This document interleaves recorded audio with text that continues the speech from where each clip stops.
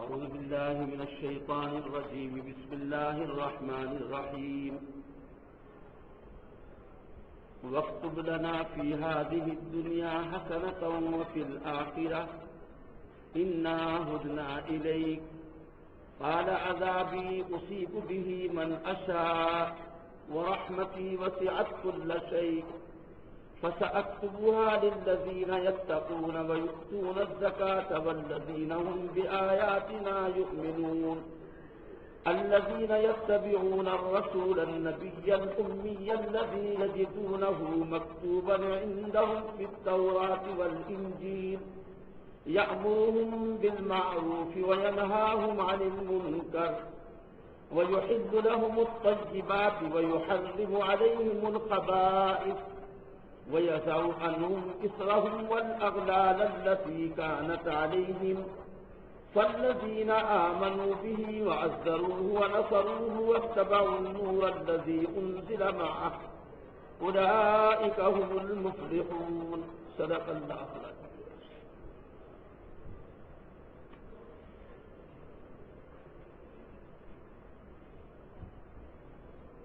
آج جو سورت تراویح کی نماز میں ہم لوگوں نے سنی ہے اس سورت کا نام سورۃ الاعراف ہے. اس سورت میں اللہ تبارک و تعالی نے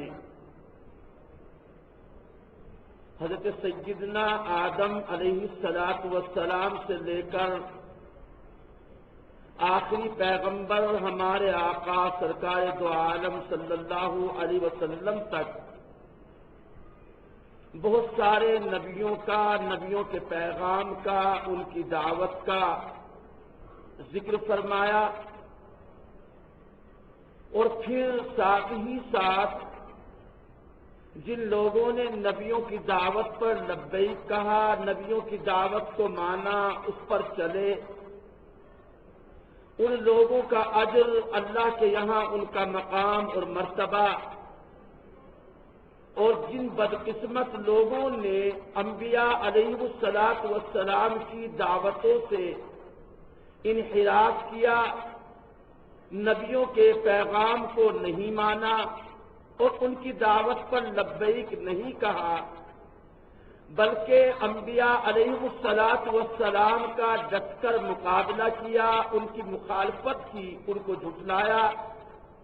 اور ان کی شان میں گستاخی کی اور طرح طرح سے ان کو ستایا. ان کا انجام بھی اور ان کا حشر بھی دنیا ہی میں کیا ہوا اس کا ذکر بھی اس سورہ پاک میں اللہ تبارک و تعالی نے فرمایا. شروع آیت میں اس سورت کے شروع میں نبی پاک صلی اللہ علیہ وسلم کے لیے تسلی ہے اور آپ کو یہ حکم دیا گیا کہ اے پیغمبر آپ اپنے دل میں تنگی محسوس نہ کریں، اپنا دل تھوڑا نہ کریں. ہم نے جو کتاب آپ کی طرف نازل کی ہے یعنی کہ قرآن مجید، آپ اس کے ذریعے سے لوگوں کو ڈراتے رہیے، حق بات بتاتے رہیے، ایمان والوں کو آپ نصیحت کرتے رہیے، چونکہ اس میں ایمان والوں کے لیے بڑی نصیحتیں ہیں. اور لوگوں کو یہ بھی بتا دیجئے کہ اتبعوا ما انزل الیکم من ربکم ولا تتبعوا من دونه اولیاء. اللہ پاک نے تمہاری طرف جو چیز نازل کی ہے، جو کتاب اتاری ہے، اسی کتاب کی پیروی کرو اور اس کے علاوہ دوسری چیزوں کی، دوسرے لوگوں کی ان کی پیروی نہ کرو. آگے بتلایا گیا کہ جن لوگوں نے اللہ کی کتابوں کو، اللہ کے نبیوں کو چھوڑ کر اپنے اولیاء بنائے، اپنے من گھڑت معبود ان کی انہوں نے پرستش کی، عبادت کی، ان کی راہ پر چلے، ان کا انجام کیا ہوا؟ فرمایا وَكَمْ مِنْ قَرْيَةٍ أَهْلَكْنَاهَا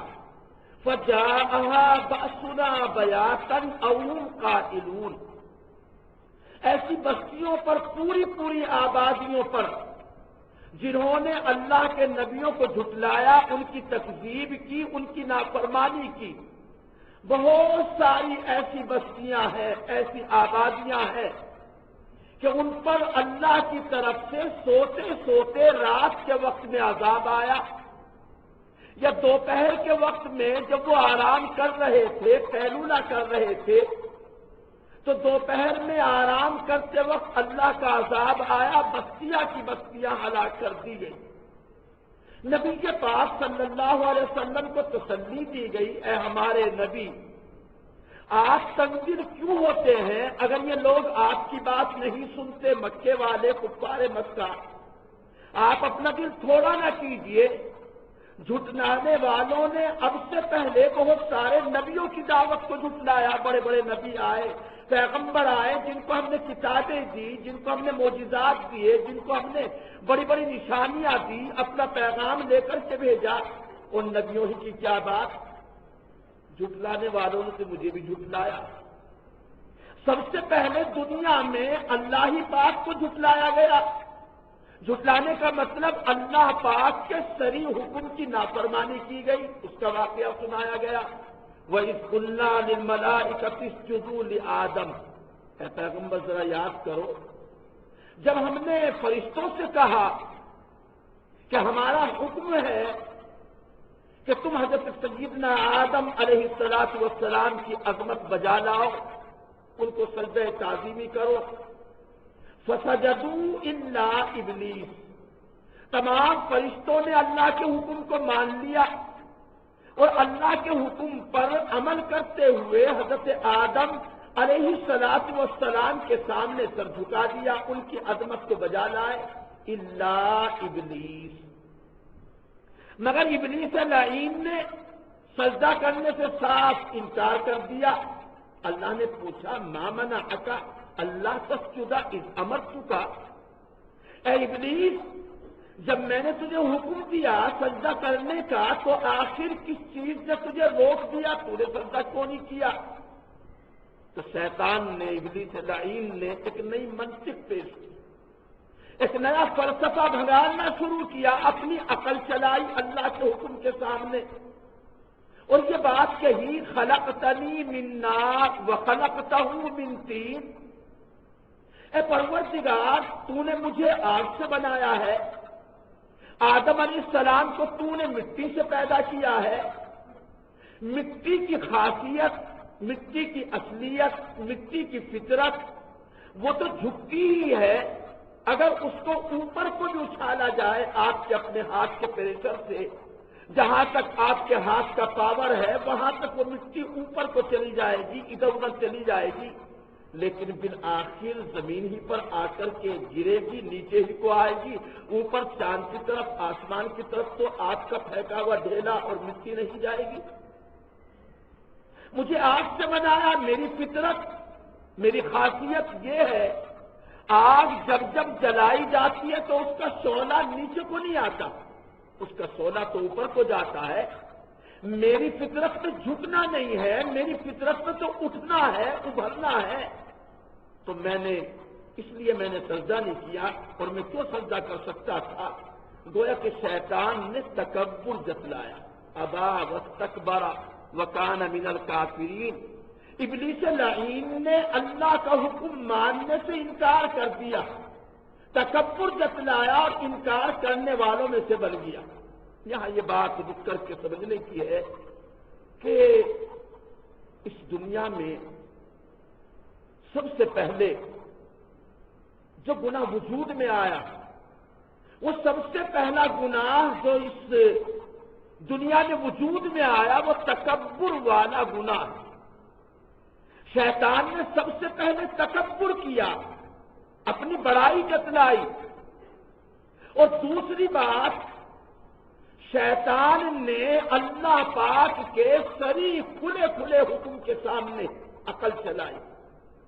معلوم یہ ہوا کہ اللہ پاک کے صریح کھلے حکم کے سامنے، واضح حکم کے سامنے عقل نہیں چلانی چاہیے، بے چون و چرا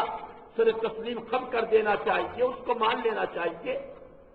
اللہ کے حکم کے سامنے عقل چلانا یہ شیطانیت ہے، اللہ کے حکم کے سامنے عقل چلانا، منطق بھگانا، فلسفہ پیش کرنا یہ ابلیسیت ہے۔ سب سے پہلے اللہ کے حکم کے سامنے عقل چلانے والا، اپنی عقل کو پیش کرنے والا اور عقل کی بنیاد پر نیا ایک نتیجہ نکالنے والا وہ شیطان ہے، ابلیس لعین۔ اللہ پاک نے ابلیس لعین نے جب اللہ پاک کی یہ کھلی نافرمانی کی، عقل لانی کی، عقل چلائی، تو اللہ پاک نے اس کو حکم دے دیا فخرج منہا، فخرج انک من الصاغرین، کہیں فرمایا فخرج منہا فانک رجیم وان علیک لعنتی الی یوم الدین، نکل جا یہاں سے، تو مردود ہے، راندہ درگاہ، اور تیرے گلے میں لعنت کا توق قیامت آنے تک اسی طرح پڑا رہے گا، تو ملعون ہے، لعنت تیرے ساتھ ساتھ رہے گی۔ مگر شیطان کی جھٹائی دیکھیے، ہمت دیکھیے، اس کے باوجود شیطان نے اللہ سے درخواست کی کہ میرے گلے میں لعنت کا توق ٹھنڈا تو ڈال ہی دیا گیا، انظرنی الی یوم یبعثون، مجھے اب قیامت آنے تک، دنیا کے باقی رہنے تک مہلت دے دے، آزادی دے دے، میری رسی کو ڈھیلی کر دے،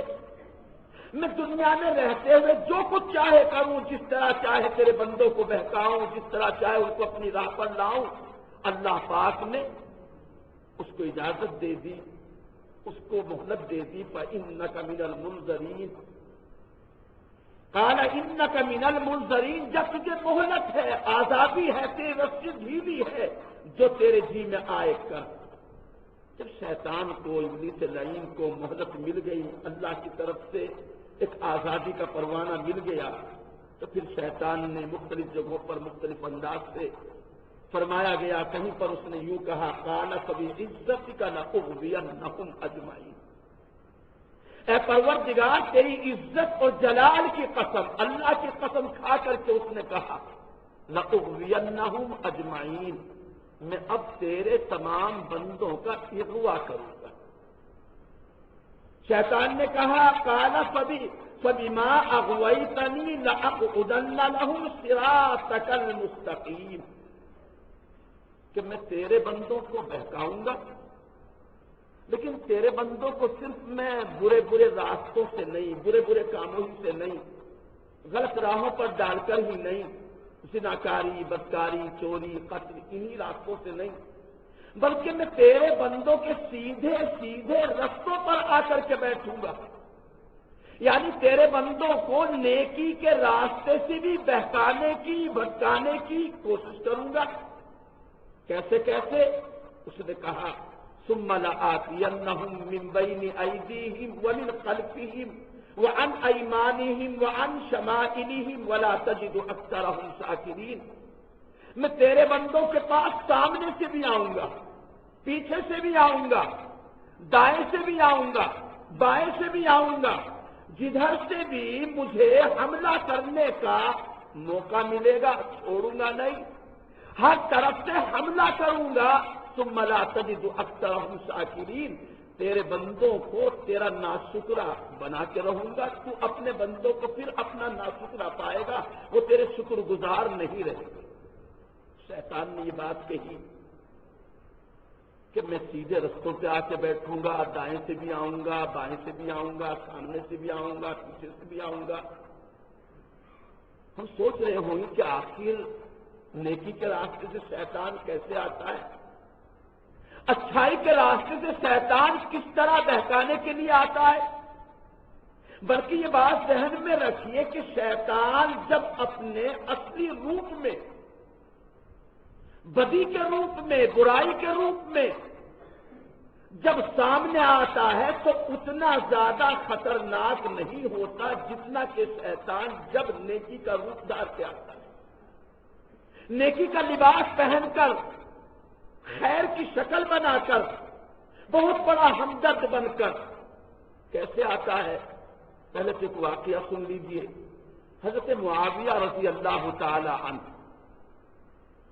صحابی رسول ہیں، بڑے درجے کے صحابی ہیں۔ حضرت معاویہ رضی اللہ تعالی عنہ تمام ایمان والے مردوں عورتوں کے ماموں ہیں، خال المؤمنین والمؤمنات۔ حضرت معاویہ رضی اللہ تعالی عنہ کی سگی بہن حضور پاک صلی اللہ علیہ وسلم کی زوج مطہرہ یعنی ایمان والوں کی ماں ہے۔ حضرت معاویہ رضی اللہ تعالی عنہ وہ ہیں جن کے متعلق اللہ کے رسول صلی اللہ علیہ وسلم نے کئی مرتبہ دعائیں فرمائی، بڑی دعاؤں سے نوازا، اللہم اجعلہ ہادیہ و مہدیہ واہد بہ الناس، اے اللہ معاویہ کو ہادی بھی بنا، مہدی بھی بنا، ان کے ذریعے سے لوگوں کو ہدایت بھی عطا فرما۔ حضرت معاویہ رضی اللہ تعالی عنہ تہجد کی نماز کے بڑے پابند تھے، تمام ہی صحابہ کا یہ حال ہے۔ قرآن مجید میں فرمایا گیا والذین یبیتون لربہم سجدا وقیاما، ان کی راتیں صحابہ کرام کی، رحمان کے بندوں کی راتیں اپنے رب کے سامنے سجدے اور قیام کی حالت میں گزرتی ہیں۔ کانوا قلیلا من اللیل ما یہجعون، یہ راتوں کو بہت کم سوتے ہیں، مصلی پر رہتے ہیں، اللہ کے دربار میں رہتے ہیں، عبادت کرتے ہیں، اور ان کو عبادت کرنے کے بعد پوری پوری رات اللہ کے سامنے رہنے کے بعد بھی اپنی عبادتوں پر کوئی گھمنڈ نہیں ہوتا، کوئی نفرہ نہیں ہوتا، بلکہ جب صبح کو اٹھتے وہ بالاسحار هم یستغفرون، صبح کے وقت پھر ان کی زبانوں پر استغفر اللہ، اللہ سے بخشش طلب کرنا، یہی ان کے تسبیح ہوتی ہے اور یہی برابر وہ کہتے رہتے ہیں۔ حضرت معاویہ رضی اللہ تعالی عنہ تہجد کے پابند، کسی رات اتفاق سے آنکھ نہیں کھلی، تہجد کی نماز چھوٹ گئی، بڑا افسوس ہوا، بہت زیادہ دکھ ہوا، صدمہ ہوا، آج میری تہجد کی نماز چھوٹ گئی۔ تہجد کی نماز چھوٹ جانے پر حضرت معاویہ رضی اللہ تعالی عنہ نے دن بھر نفلیں پڑھنے میں گزار دیا تاکہ تہجد کی برابری ہو جائے۔ جو تہجد کی نماز چھوٹی ہے، جو ثواب سے میں محروم رہا ہوں، دن بھر نفلیں پڑھوں گا تاکہ تہجد کے ثواب کے برابر مجھے مل جائے۔ آنے والی رات آئی، اپنے طور پر یہ سوچا اور عہد کیا کہ آئندہ کبھی غفلت کی نیند نہیں سوؤں گا کہ تہجد کی نماز چھوٹ جائے۔ تہجد کی نماز کا جب وقت قریب آیا، کسی نے آ کر آپ کو جگایا، انگوٹھا ہلایا، تہجد کی نماز کا وقت ہو چکا، جاگ جائیے، اٹھ کے نماز پڑھ لیجیے۔ حضرت معاویہ رضی اللہ تعالی عنہ نے سوچا آخر کون اتنا بڑا میرا ہمدرد جو مجھے جگانے کے لیے آیا۔ حضرت معاویہ رضی اللہ تعالی عنہ نے جگانے والے کا ہاتھ پکڑ لیا، جس انداز سے پکڑا، جس شان سے پکڑا ہماری سمجھ میں آئے یا نہ آئے، بہرحال انہوں نے پکڑ لیا۔ آپ کون ہیں، کیوں جگانے آئے ہیں؟ صاحب آپ کو اس سے کیا مطلب، آپ اٹھیے نماز پڑھ لیجیے، میں کون ہوں، آپ یہ کیوں پوچھتے ہیں مجھ سے؟ نہیں، آخر تو نے مجھے جگایا ہے، تو میرا اتنا بڑا ہمدرد ہے، میں تجھے جاننا چاہتا ہوں، جب تک نہیں بتائے گا تجھے چھوڑوں گا نہیں۔ حضرت معاویہ نے پکڑ رکھا ہے، وہ اپنے آپ کو چھڑانا چاہتا ہے، مگر حضرت معاویہ کی پکڑ سے جب چھوٹ نہیں پایا تو پھر آخر مجبور ہو کر کے کہنے لگا کہ ہوں تو میں شیطان اور جگانے کے لیے تہجد کی نماز کے لیے کہ ہاں کل آپ کی تہجد کی نماز چھوٹی تھی، دن میں آپ نے اتنی نفلیں پڑھ لی، اتنی عبادت کر لی کہ تہجد کے ثواب سے بھی آپ آگے نکل گئے۔ میں نے سوچا اگر آج بھی آنکھ نہ کھلی، آج کل سے بھی زیادہ پڑھیں گے، میرا مقصد تو اچھائی سے خیر سے روکنے کا ہے، بہتر یہی ہے کہ آپ کو تہجد کے لیے جگا دوں تاکہ آپ اپنی وہی تہجد پڑھ لیا کریں۔ تو شیطان اس طرح سے بھی آتا ہے اور ایسے بھی آتا ہے جس کو عام اپنے معاشرے کی چند باتوں کو سامنے رکھ کر سمجھا جا سکتا ہے۔ ہمارے اپنے یہاں گھروں میں کیلنڈر ہوتے ہیں، دکانوں پر ہوتے ہیں، مکانوں میں ہوتے ہیں، کیلنڈر مسلمانی کہلاتے ہیں۔ ان کیلنڈروں کے اوپر بہت ساری چیزیں لکھی ہوئی ہوتی ہیں، مثلا کیلنڈر کے اوپر کعبۃ المکرمہ کی فوٹو بنی ہوئی ہے، ساتھ ہی ساتھ روزہ پاک کی شبی بھی بنی ہوئی ہے، اور اس کے ساتھ ساتھ ایک کبوتر کی تصویر بھی ہے جس کی چونچ میں ایک خط بھی لٹکا ہوا ہے، گویا کہ وہ ایک امتی کا پیغام حضور کے دربار میں لے کر کے جا رہا ہے۔ یقیناً مسلمانوں کو کعبے سے جو محبت ہے، ان کے دلوں میں جو عظمت ہے، اس کو سب جانتے ہیں۔ روزہ پاک صلی اللہ علیہ وسلم سے جو جذباتی مسلمانوں کا تعلق اور عقیدت ہے اس کو بھی ہم اور آپ اچھی طرح جانتے ہیں۔ اس روزہ پاک کی عقیدت میں، کعبے کی عظمت میں ہم نے جو کیلنڈر گھر میں لگایا نیکی سمجھ کر، برکت کا اس کو ایک ذریعہ سمجھ کر، اس نیکی کے اور ہماری اس ایک محبت کے راستے سے کبوتر کی ایک تصویر بھی ہمارے گھر میں آ گزری۔ نیکی کے راستے اس طرح بدی آتی ہے، اور بھی اگر باریکی میں جائیے،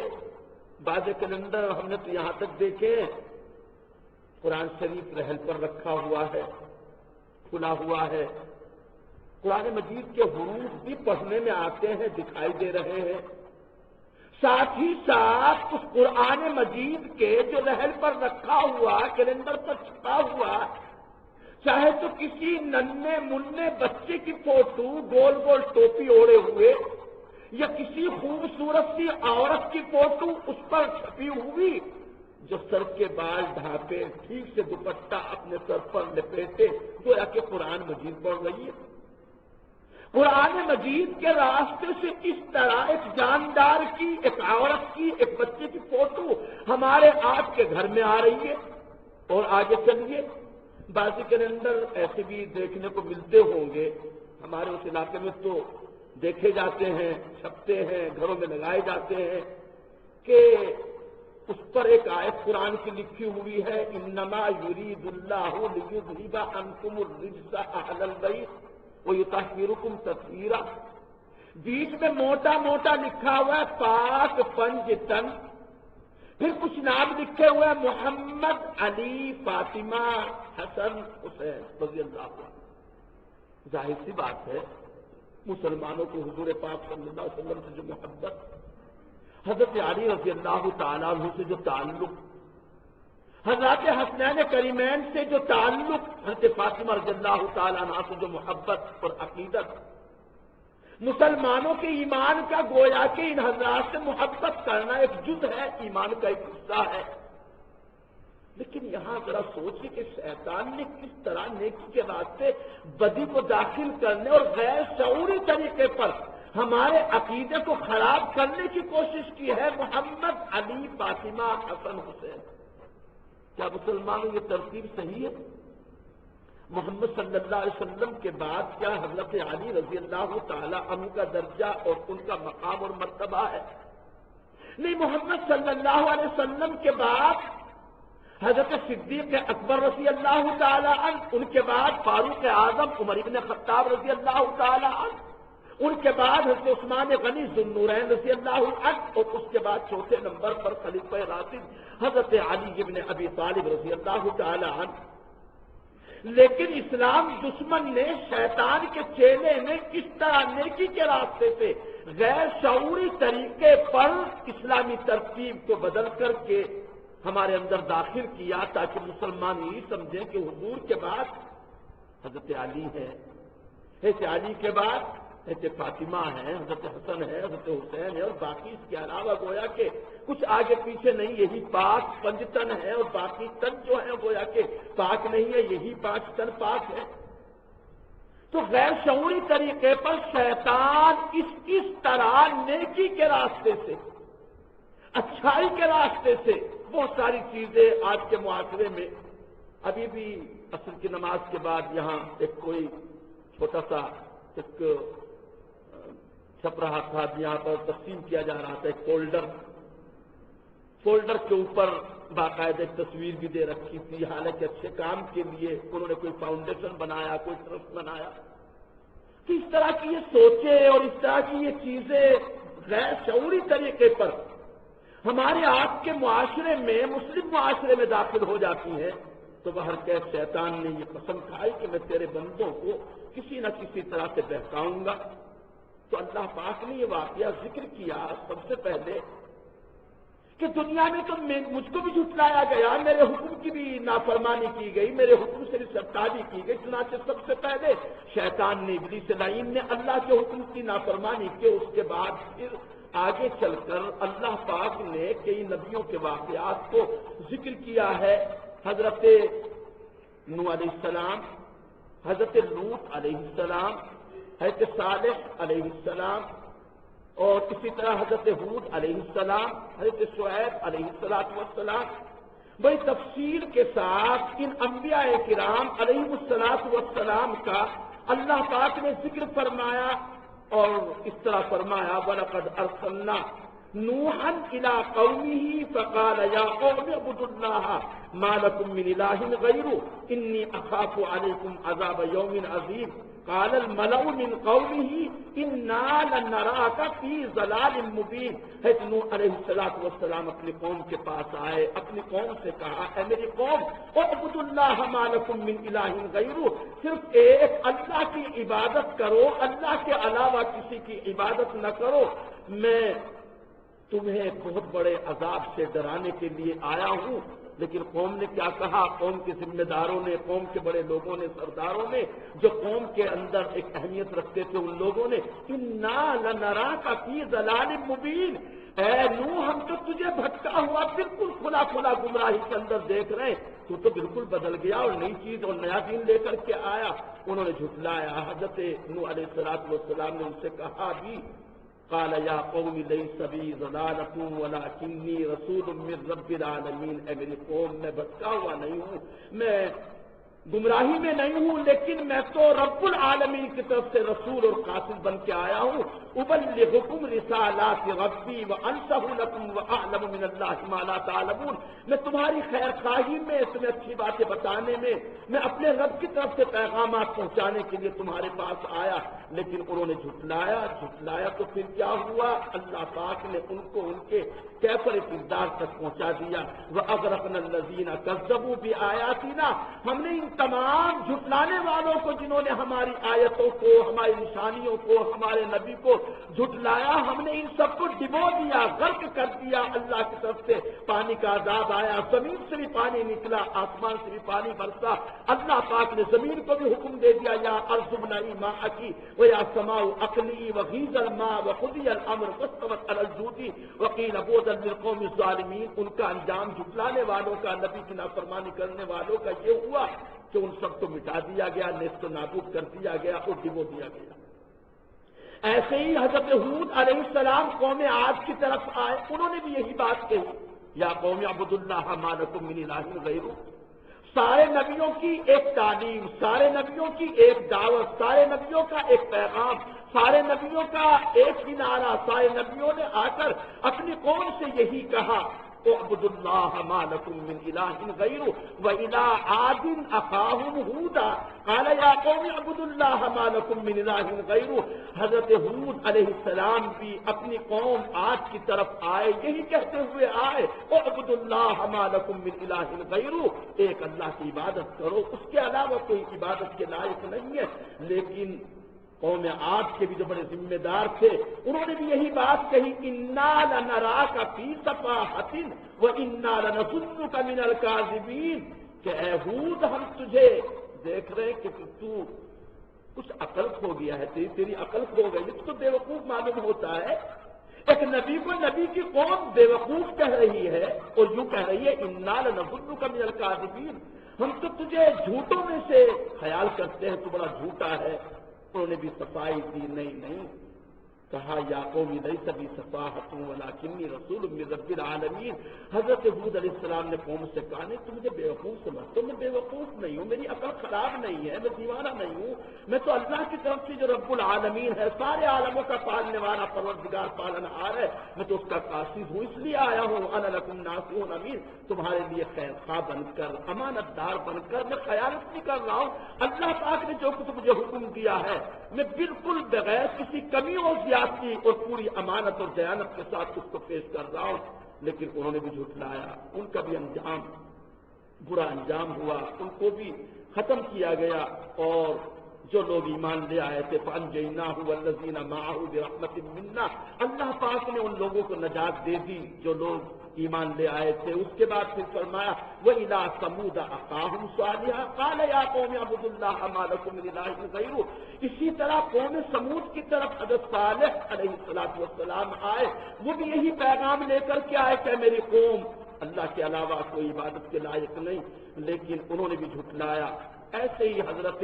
لوط علیہ السلام انہوں نے بھی اپنی قوم سے آ کر کے یہی کہا. ایسے ہی حضرت شعیب علیہ السلام وَإِلَىٰ مَدْيَنَ أَخَاهُمْ شُعَيْبًا قَالَ يَا قَوْمِ اعْبُدُوا اللَّهَ مَا لَكُم مِّنْ إِلَٰهٍ غَيْرُهُ. اور پھر آگے چل کر حضرت سیدنا موسیٰ علیہ السلام وہ بھی اللہ کا پیغام لے کر کے آئے, فرعون کے پاس آئے. ان کو بھی جادوگر کہا گیا,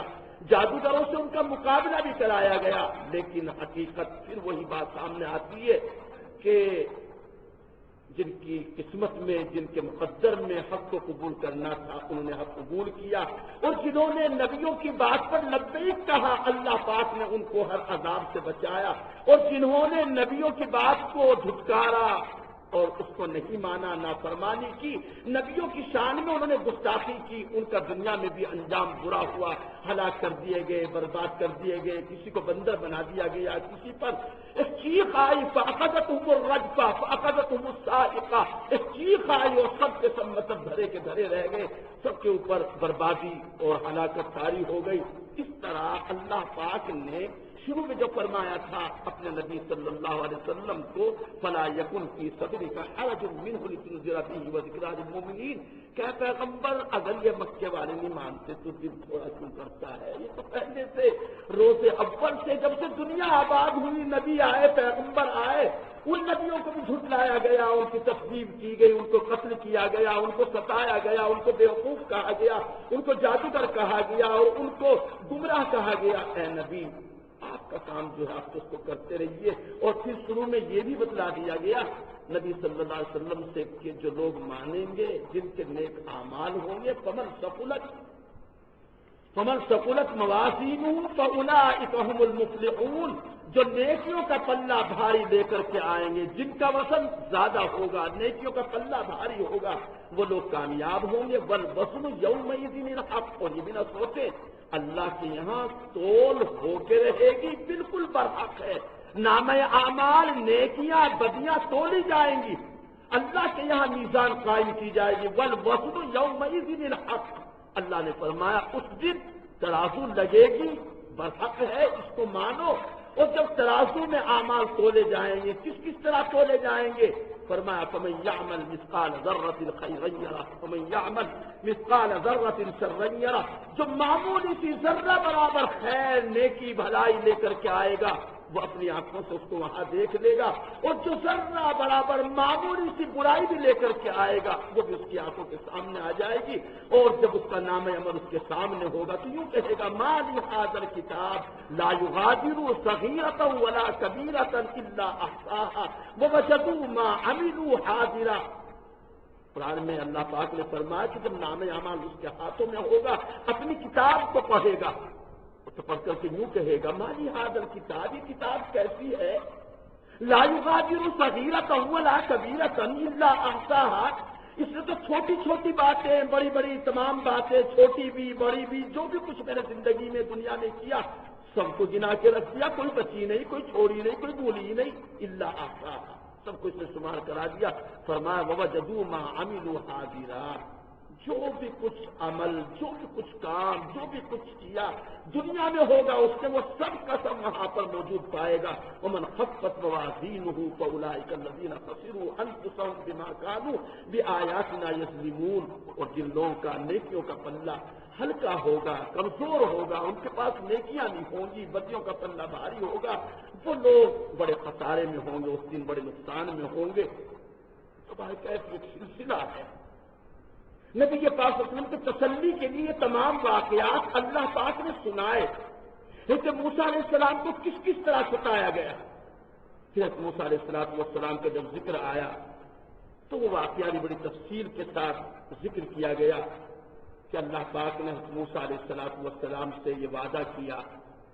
کہ تم آؤ 30 رات آ کر کے اعتکاف کرو, روزہ رکھو. وَوَاعَدْنَا مُوسَىٰ 30 لَيْلَةً وَأَتْمَمْنَاهَا ب10 فَتَمَّ مِيقَاتُ رَبِّهِ 40 لَيْلَةً. شروع میں 30 رات اور بعد میں چل کر کے 40 راتیں ہو گئی. اللہ پاک نے 10 راتیں اور بڑھا دی.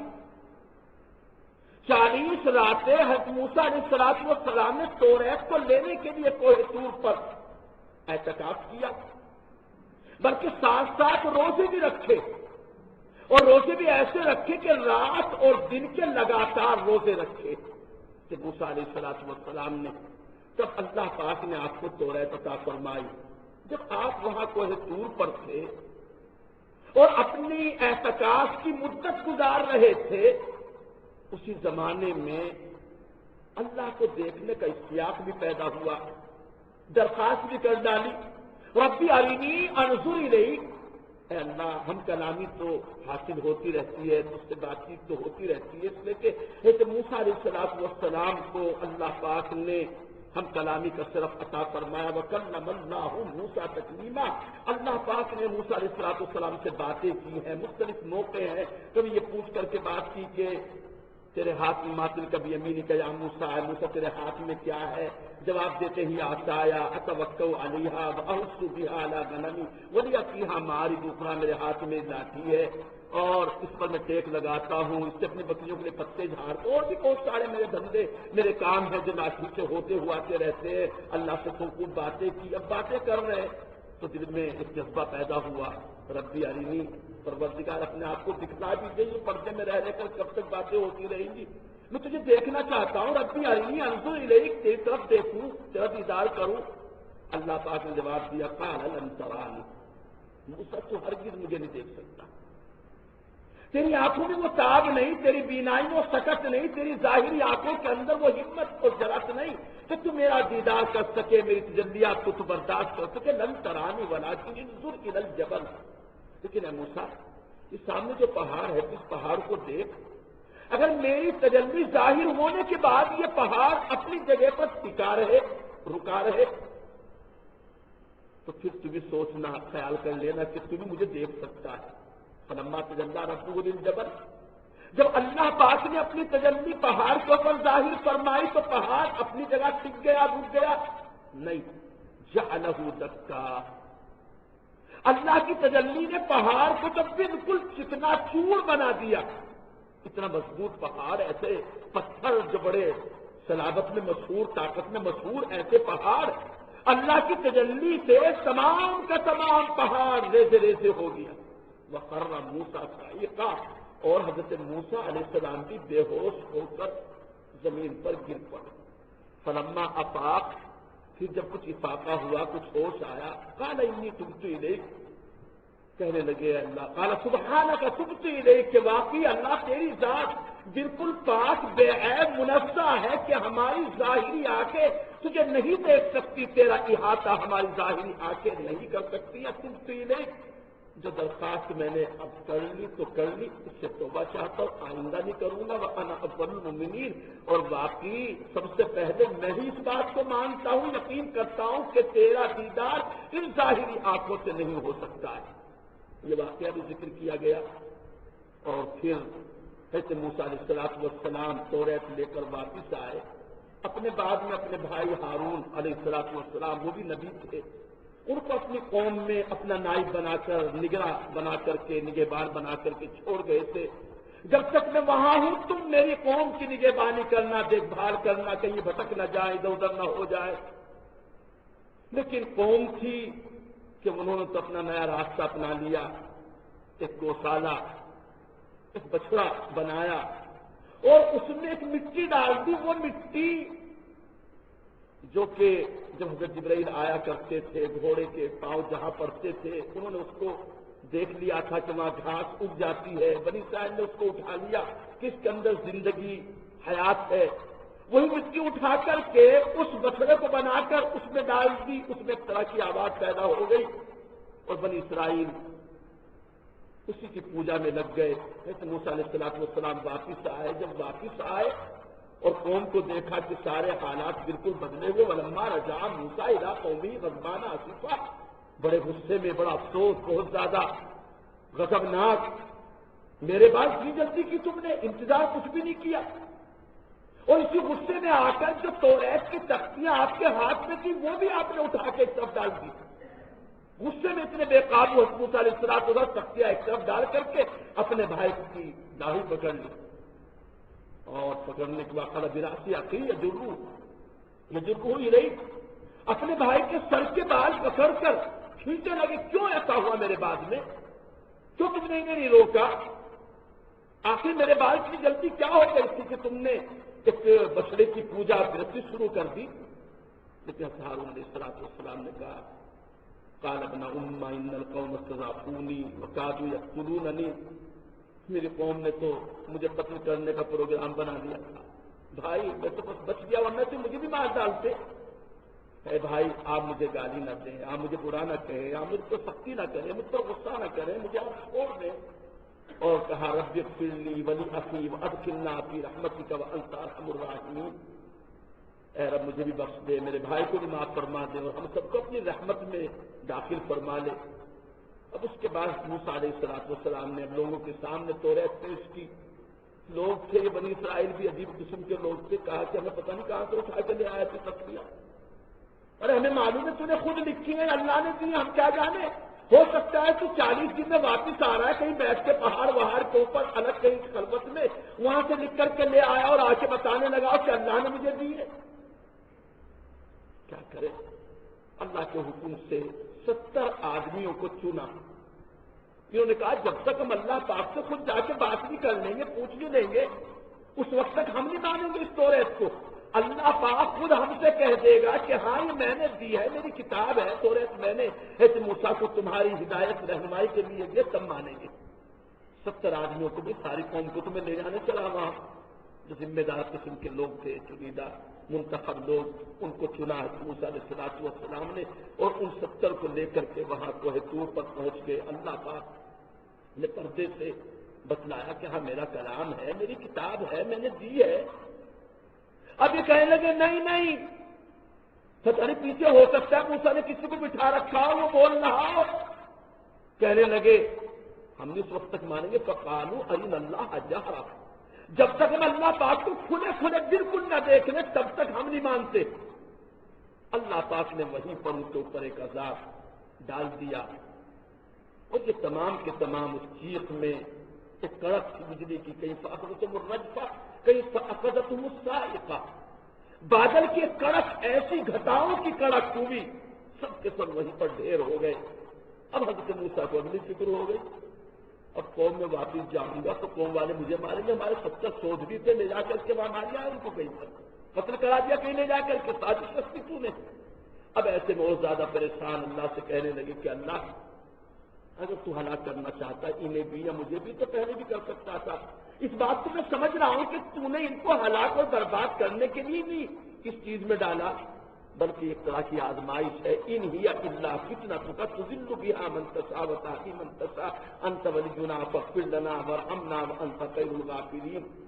اے اللہ مجھ پر رحم فرما دے ورنہ قوم مجھے چھوڑے گی نہیں، مجھے مار ڈالے گی۔ اللہ پاک نے پھر ان 70 آدمیوں کو زندہ کر دیا، جب یہ 70 آدمی زندہ ہو گئے تو وہاں پر پھر موسیٰ علیہ السلام نے دعا کی، وہ دعا جو آیت میں نے شروع میں پڑھ کے سنائی تھی، وَاكْتُبْ لَنَا فِي هَٰذِهِ الدُّنْيَا حَسَنَةً وَفِي الْآخِرَةِ، اے اللہ اس دنیا میں بھی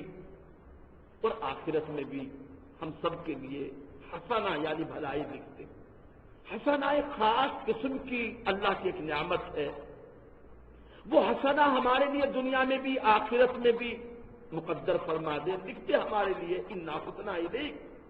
ہم تیری طرف رجوع کرتے ہیں، ہم تیری طرف چل کے آ گئے ہیں، اے اللہ اپنی چیز دیتے ہم تجھ سے مانگتے ہیں۔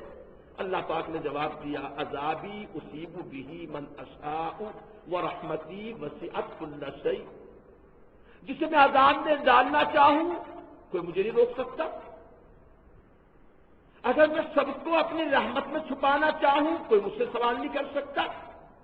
اور میری رحمت تو ہر چیز کے اوپر حاوی ہے، ہر چیز کو گھیرے ہوئے ہے۔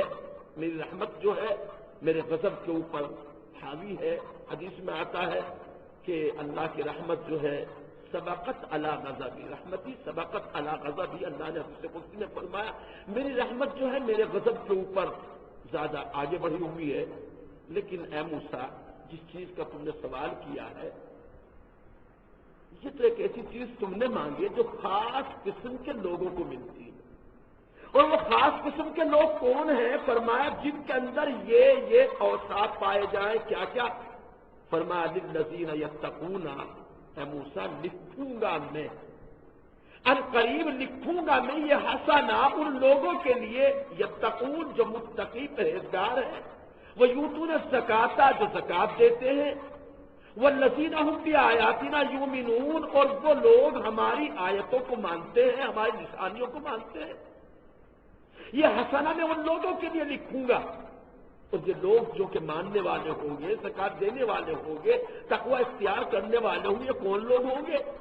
الذین یتبعون الرسول النبی الامی الذی یجدونہ مکتوبا عندہم فی التوراۃ والانجیل، وہ ہوں گے نبی پاک صلی اللہ علیہ وسلم کے امتی۔ یعنی اللہ پاک نے وہ چیز جو حضرت موسیٰ نے مانگی، اس امت کا امتیاز، اس امت کی خصوصیت، نبی صلی اللہ علیہ وسلم کی تابع داری کرنے والے اللہ پاک نے بن مانگے اس چیز کے لکھنے کا اعلان کیا۔ حضرت موسیٰ علیہ السلام کے سامنے اللہ پاک نے اس کا اظہار فرمایا کہ یہ چیز تو میں ان لوگوں کے لیے لکھوں گا جو تقوی والے ہوں گے، زکات دینے والے ہوں گے، ہماری آیتوں پر ایمان رکھنے والے ہوں گے۔ اور کون ہوں گے وہ؟ الذین یتبعون الرسول النبی الامی الذی یجدونہ مکتوبا، وہ لوگ ہوں گے جو اس رسول کے جو نبی امی ہے اس کی پیروی کرنے والے ہوں گے۔ آگے نبی صلی اللہ علیہ وسلم جو نبی امی ہیں، ان کی حیثیت کو، ان کے مقام کو، ان کے مقصد کو، ان کے کام کو، ان کے دنیا میں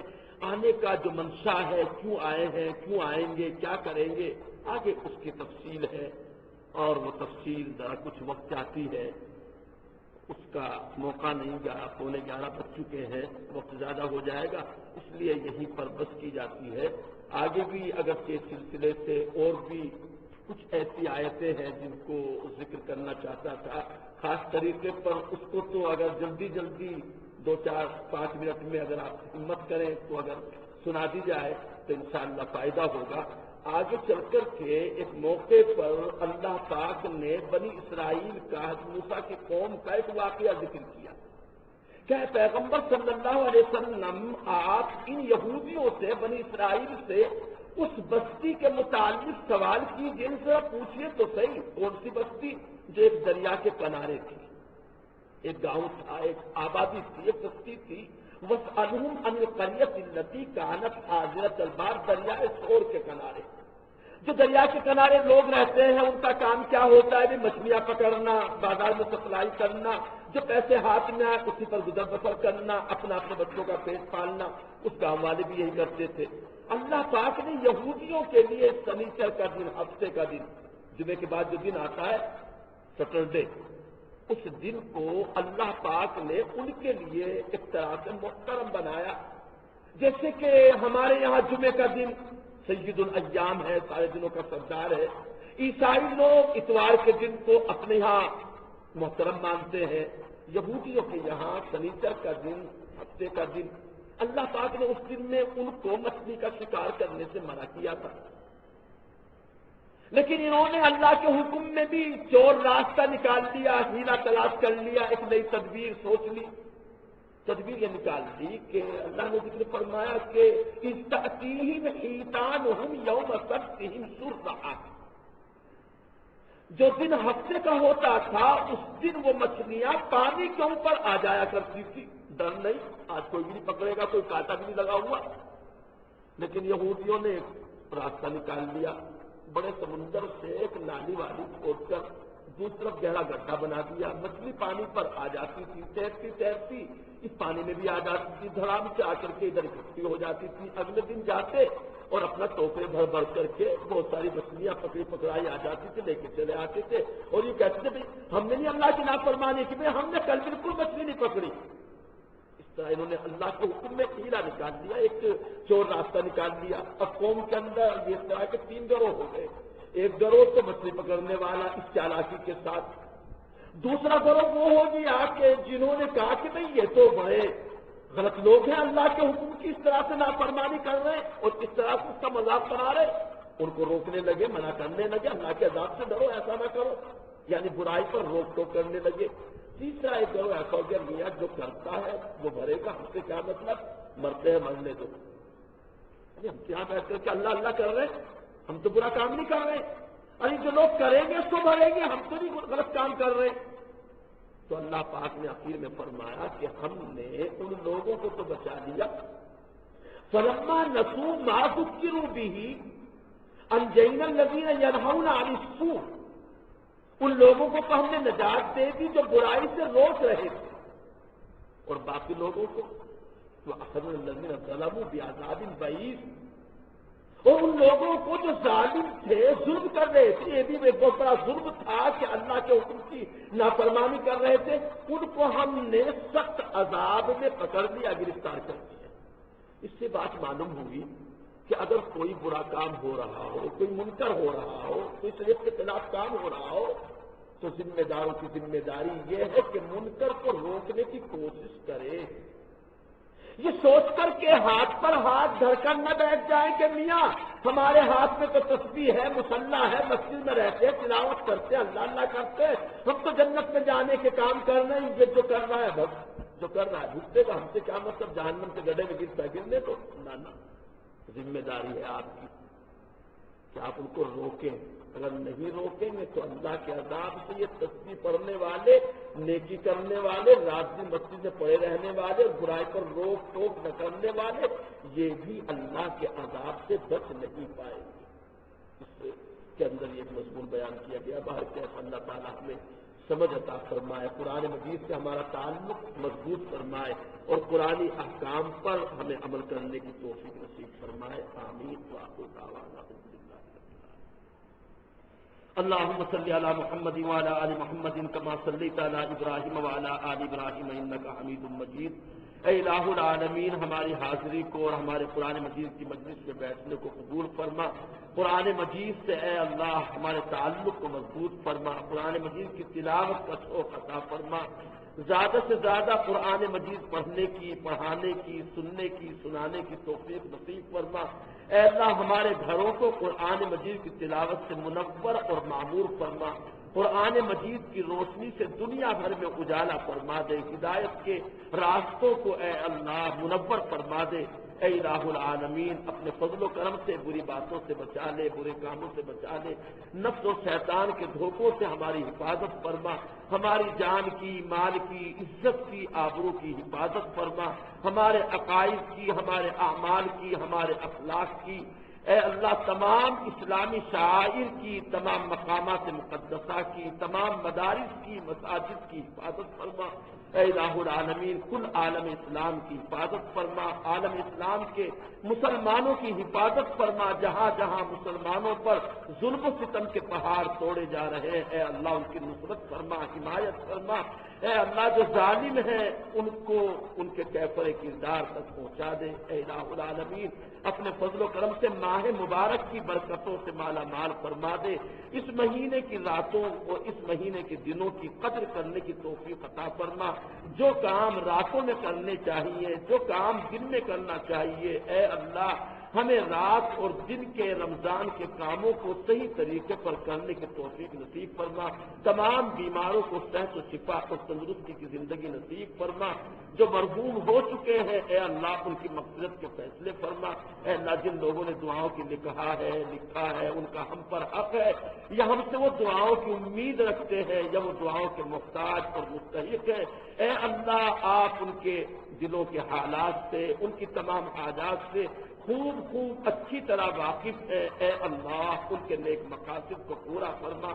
اے الہ العالمین، محض اپنے فضل و کرم سے ہمیں ایمان پر زندہ رکھ، ایمان ہی پر موت دے اور ایمان والوں کے ساتھ ہمارا حشر فرما۔ سبحان ربک رب العزت عما یصفون وسلام علی المرسلین والحمد للہ رب العالمین۔